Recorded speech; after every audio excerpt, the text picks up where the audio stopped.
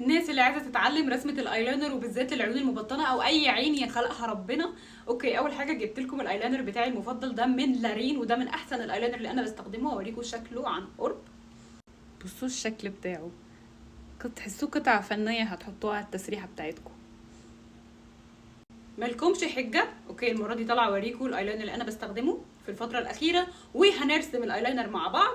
وايه تاني، طبعا ثابت ويفضل بلاستيك معاكي سايع ما بيسحش يعني طول اليوم معاكي.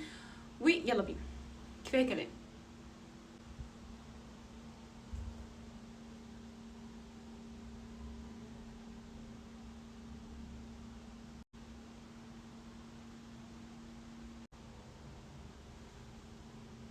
وده كده شكل الايلاينر بتاعي، شايفين سواده والثبات بتاعه،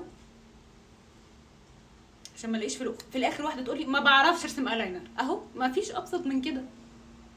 وبس كده، اتمنى يكون الفيديو عجبكم. لو عجبكم الفيديو متنسوش تعملوا لايك، تكتبوا لي في الكومنتس برضو حابين اعمل لكم فيديوهات ايه تانية، اعمل لكم ريفيوز عن منتجات اللي انتوا حابين تعرفوا عنها اكتر. وبس كده.